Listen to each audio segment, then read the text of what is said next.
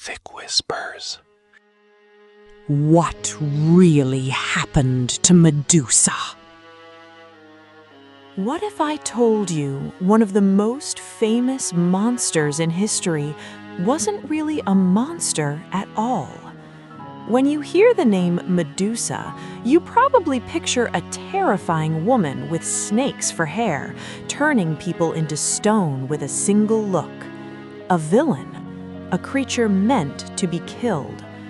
But what if that story was wrong?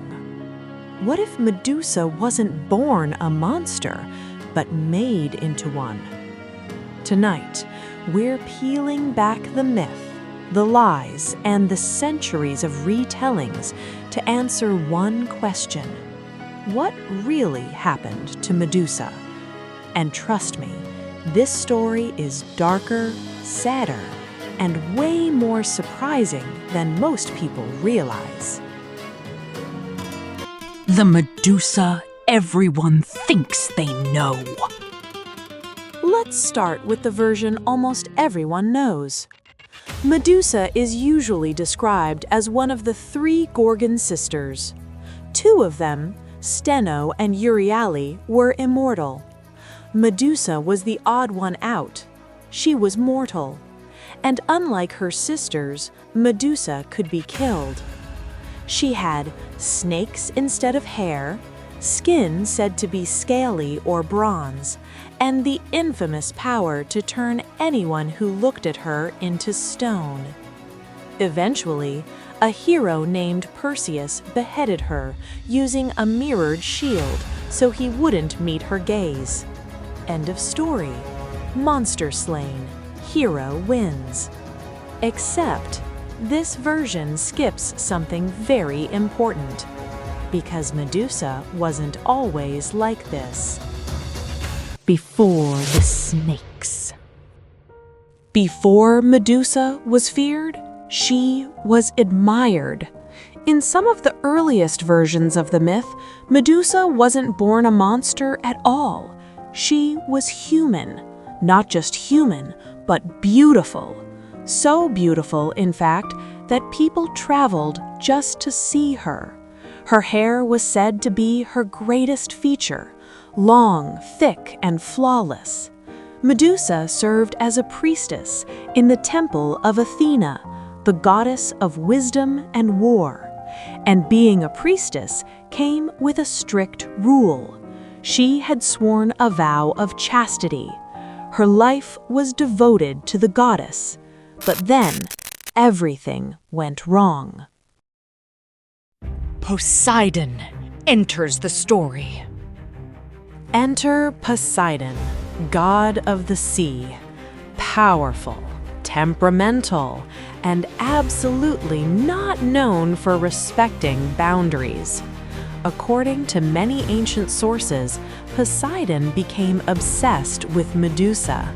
And one day, inside Athena's own temple, Poseidon assaulted her. Let's pause here. In older texts, this is often described in vague or softened language, but when you strip away the poetic phrasing, the meaning is clear. Medusa did not consent. She was violated in the very place that was supposed to protect her. And this is where the story takes a turn that still makes people uncomfortable today. Because Athena finds out, and instead of punishing Poseidon, she punishes Medusa. The curse. Athena's reaction has confused people for centuries. Why would a goddess of wisdom punish the victim? Some myths say Athena was angry that her temple was defiled. Others say she was jealous of Medusa's beauty. Some say she simply couldn't punish Poseidon, a fellow god, so she took it out on someone weaker. Whatever the reason, Athena transforms Medusa.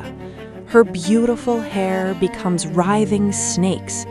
Her face becomes so terrifying that no one can look at her without turning to stone. Medusa is exiled, cast away, feared by everyone. Just like that, she goes from a devoted priestess to a monster hunted by heroes. But here's something interesting. What if this wasn't just a punishment? What if it was also protection? A different interpretation. Some modern scholars see Medusa's curse differently. Think about it. After what happened to her, Medusa would never be vulnerable again. No man could approach her. No one could harm her. One look and they'd be frozen. Her gaze became a weapon. Her power became absolute. In this reading, Medusa isn't just cursed, she's transformed into someone who can never be hurt the same way again. Still tragic, still unfair, but not meaningless. And then comes Perseus. Perseus and the hero's victory. Perseus is often painted as the classic hero, brave, clever, chosen by the gods.